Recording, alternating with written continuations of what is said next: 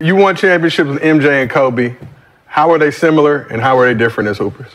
The difference was when you're in Chicago, I was with the Beatles, I was with Elvis, I was with Michael Jackson, and I was with the Pope. So, and you guys are so, I guess, spoiled but lucky. Dog, when I got on the Bulls and we were staying at the Plaza in New York, everybody was like, hey, we're going to dinner. I said, I'm not leaving my room. Are you kidding me? You know how long it take me to get to the Plaza? Now you guys, take it for granted, but it was crazy that we had a plane that had a bar in the middle of it. We had the OMGM plane. We had security that was, Michael Jordan security used to fly on his jet, land, and meet our jet. It 3 buses. Man, if you missed the bus, you was getting fined and might not play. So I couldn't even imagine them giving you a series of going to it. Now, being with Kobe, it was different because I got to go to dinner with him. You go to TGI Fridays. There's nobody really going, oh, Kobe, because he was only 19, 20. But then he grew into that. What he became. By the time I got to Michael was already, he was at the pyramid. Your Highness.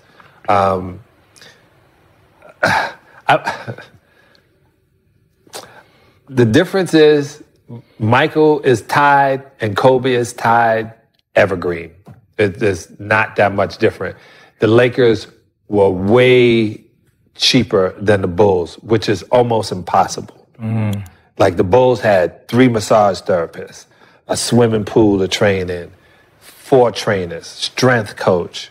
Wait, in the 90s? Hold the fuck on. 90s, yeah. The Nobody, shit, we never heard that. Wait. Hold on. Never. Fuck that. Yeah. They fired the massage therapist I brought into the Lakers. He came to me and was like, man, they don't have me here. And I was like, I kept saying, I said to Phil, I said, I'm going to say it again, Formula One cars or stock NASCARs. And he kept saying, what do you mean? I go, when you finish a Formula One car, you break it down to the last bolt. And if that bolt has anything wrong with it, you get another bolt. The car is going to be put together again next week. Stock cars, you go, oh man, change the tire. You don't have guys here being tuned up. You don't have them being massaged, like making them get massaged, making them talk to the nutritionist, making them eat certain ways. If you bought, what I heard, if you bought fast food in the locker room, oh my God, that would have been thrown against the wall. Like you had better food. They knew they were feeding you to win. Everywhere else, man, I remember I was on a squad, I won't say the name, Miami Heat. Hey, yo, that's like when Kanye said, I can't say. Can't say, but it was literally guys are bringing $1 food on the plane. Bringing $1 food on the plane, and you just got a $12 million contract. That was a lot then. You just got that, you eating $1 food. And I didn't get that. And when I got to Chicago, it was like gourmet. When we got into the Plaza, we pulled in the back of the Plaza, Gil. I didn't even know there was a back of the Plaza, and I'm from New York. I never even saw this street. We pulled in, and there was people holding stuff, and I'm an NBA player, so I start grabbing, filling up the bag, give me the drinks, She ain't ordering no drinks, so I got them right here. So, you throw it in the bag. Man, they were like, everybody got it. And I was like, wow. It was completely treat you like you're royalty, and you'll play like you're royalty. And that was in the night. We didn't even have that in 1996. I didn't get my first meal from the road team until LeBron James in Cleveland. What? When the road team fed, the first time was like, I'm thinking the coach was happening. And I was like, damn, coach, appreciate it. He was like, this ain't from us. Cleveland sent that. It was like the Clayton Clark, right? Yeah. Like, she changed. I'm like, yo, young fella got it like, God damn. Yeah, Dallas was doing that. Yeah, but that's what I'm saying. It was Clippers had, where were they practicing at? The Weingart YMCA at one point. And that was in 2005, 6, 7. Yeah. So the fact that y'all had this type of, we didn't have a chef in Washington until like 2005, 6. Like food, like breakfast food? Oh my God, we didn't eat till lunch, and that was damn near Boston Market. And then the chefs came in like 2005-06. It's funny, Boston Market. Yeah, in Detroit we had Dot Neller's, and we got on the plane with Catfish, and Chuck Daly was like, never again will you bringing that stinky shit on the plane. We had shrimp and all kind of shit. And and it got to a point where we said, okay, we're going to have better food. And when we started getting treated better, it was funny, man. It was not hard to win 63, 65 games. That's you only got to think about basketball. You only had to think, like MJ only had to, and we smoked cigars on the bus. Oh, I forgot your cigars, man. I got some cigars on the bus. I don't think they could do that. MJ was smoking on the plane. And don't say nothing to him either. Yeah. Your ass won't be like working that? no more. That was back in the day. Like that? 2000. Oh, no, yeah, but They was telling me 2003, he was on the plane smoking. The ladies like, hey, you can't smoke in. It's your last flight. Yeah. But I mean, damn, that was loyalty like damn. On the bus, too? Going to the games? Coming from the game. Like after the games, for sure. And then we would pop it. Yeah, it was, we were treated like adults. To the point where I went to Greece the next year, the next summer, and in Greece, they lined like the players up here and the coaches up there, and the coaches, they're European, they were smoking cigarettes. And so I reached and pulled out a cigar, and they were like, psst, you can't smoke in front of the players. Motherfucker, you're a table away. And I'm grown, I got children. You can't tell me when I can and how I cannot smoke. And kids, don't smoke. It's not good for you unless it's Freud cigars or Deuces 22 weed. Did I just? We all lied. Did I just do that? Did I just do that? What's the Deuces 22? I can tell you this right now, and this goes for anybody in the 2000s. I would have bust their ass. I'm sorry, you're not going to be able to smoke cigars after every game and then you about to car me. Well, remember, you think you about to hit some motherfucking alcohol and then think you're not about to get this work? Hey, I said the same thing, bro. I was a rookie, no bucket. and I'm thinking, I played well in Boston, and Paris beat me up court again. I was like, man, Chuck Daly was like, you hanging out too much last night? I go, nah, I didn't know he was that fast. I thought I could jog. I didn't know he was. He was like, pay attention. And Paris beat me up and down. He's doing all this stuff, and and I'm wanting to block shots. And I'm like, oh, they got me. And so I'm in the hotel, and I'm just walking around because there's nothing to do. They tell us we can't go out in Boston. And so I'm old enough, I go by the bar, and Paris sitting there with a cigarette and a scotch, like this. And I was like, you smoke cigarettes and drink scotch? He said, you gotta learn to pace yourself, young fella. Pace yourself. Pace yourself, young fella. I was like, yeah, so, yeah. It was, they used to smoke in the halftime, too. Pat Riley. Remember they talk about Vlade Divac? Yeah. Smoke at halftime. And the hitters. Yeah, smoking doesn't do anything to you. It's a nervous thing. These are the stories, man, that just this generation misses. And I've talked to Rick Mahorn and the Big Three and Dr. J, and some of the things they say, I'm like, y'all sitting on a fucking gold mine. Yeah. 80s, probably 94 to the 70s. That's all gold mine material, because it's an era that no one knows exists. These people smoking in a cigarette, smoking. Yeah. Y'all was doing cocaine? They can't even imagine it. So hearing it, so when your dad was telling stories, you sit there yeah. Dude, we used to fly commercial. Wow. So the prettiest girls, or the girls that's in the fishbowl now, let me explain that. Let me explain fishbowl. It's called the work.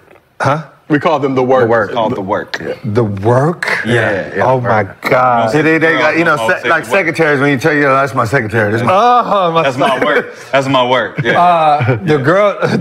Yeah. The girls that were working the league.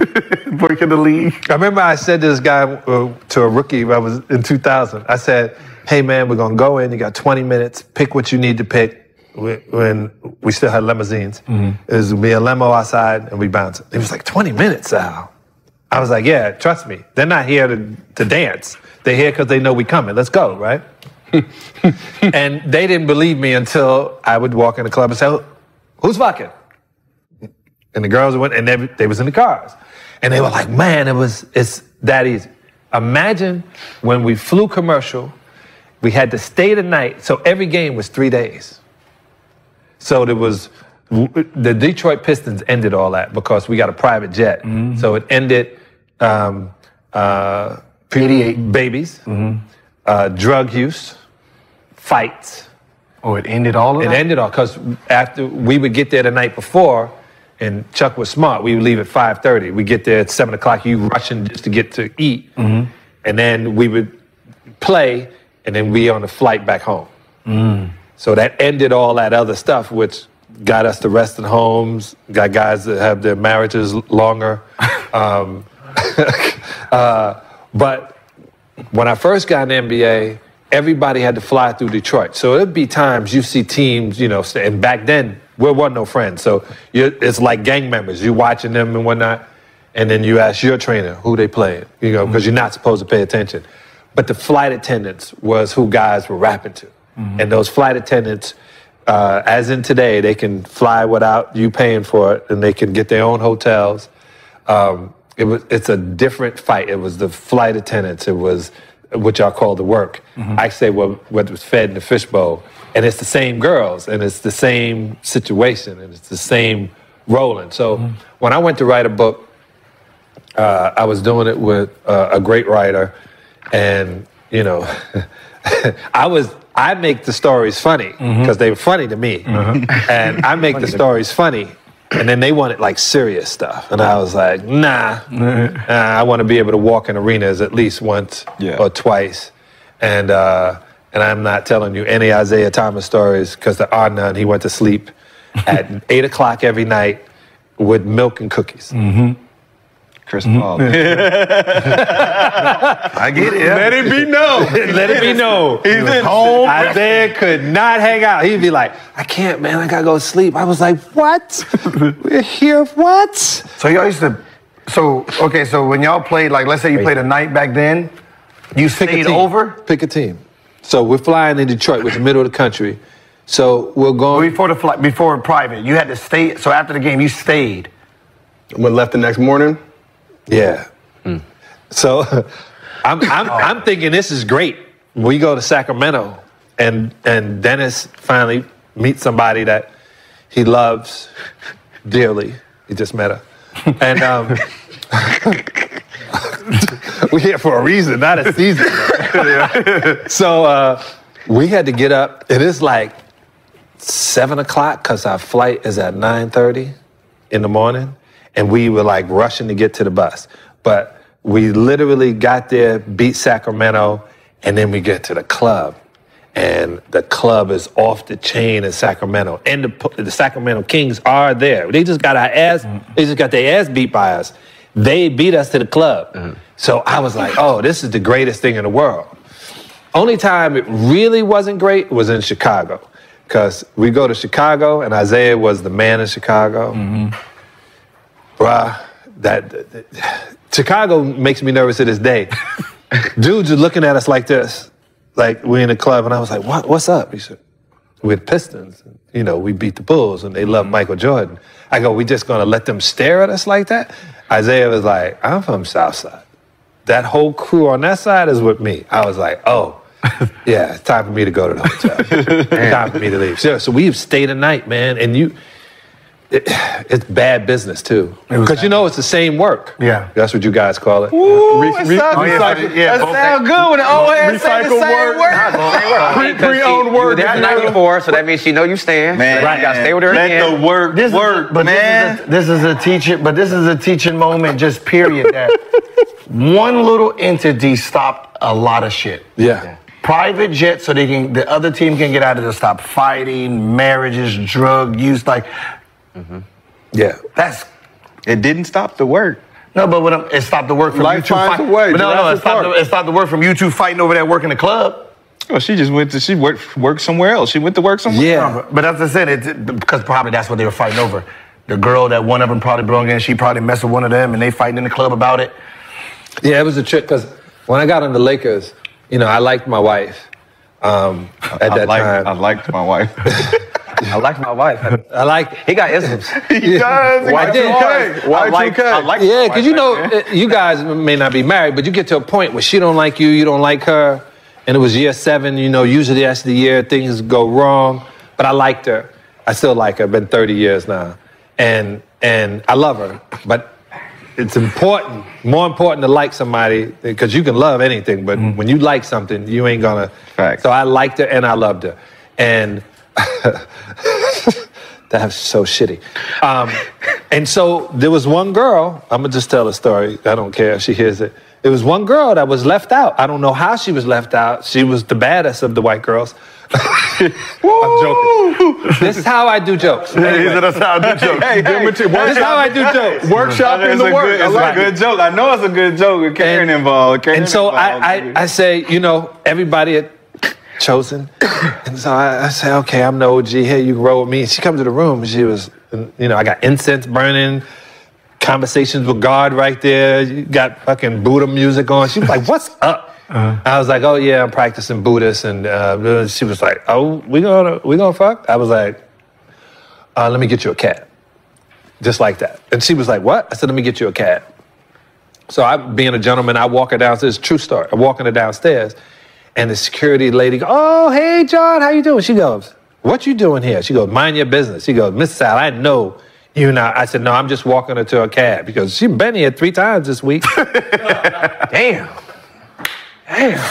Fine work right there. It was, I wish I could have filmed it, but I was happy I had a witness walking her too, and I didn't, because think about the girls who are now just Making claims. Oh my! Not making claims, telling you stories. I saw that girl on Tasha K, and I saw Gil and Swaggy talking about, like, you guys be naming names, and I was like, oh my God, I would have to. Yes, that was. I would have separate to. program. Not Should they do that to us? I'll say they do that to us in their group chats. Hey, look, I put it like this: if I pay, I can say. Oh, if I pay, I can say. This is my money. You know what I mean? It's my money. I should be able to. Once you took my dollar, I use it at my discretion. You the one who's handicapped. I have not heard anything bad about you. Me? No, none of. This is why I asked. I asked someone before I came in. I go, who's on the couch? Damn. You, I've been hearing a lot about those Samoan girls with one eye. No, I'm just. You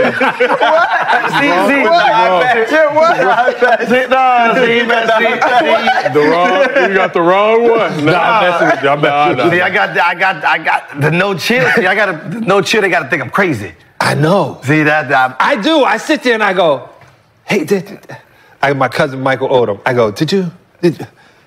I got to send you this. Yeah. He goes, I watched it. Yeah, see, they think I'm wild in them streets. I got to use that. It's a sales. You're brilliant. I be in the house like a motherfucker. If you see, you ain't seeing me in public, goddammit. No, you see Gil in public. No, man. Like, damn. If you he in and out. He like the no chill Maybach. Yeah. If you see, no chill Maybach. I like the vanity plate. This is so nice, man. Like, I always wanted to come to this part of Beverly Hills. You live like 2 doors from Denzel. I'm gonna walk by Denzel's house. Eddie Murphy's right up the street. Barry Bonds was over here. This is real nice. Security guard literally frisked me 3 times, though. Oh, yeah, the old white guy, right? Yeah, no, white chick. I enjoyed it. I enjoyed it. I kept saying, it was a man. That wasn't no. That was a man. He said, I was a man. That was a man. You gotta watch yourself now. She look good, but hey, it don't feel good. I'm just saying. hey, I got a question.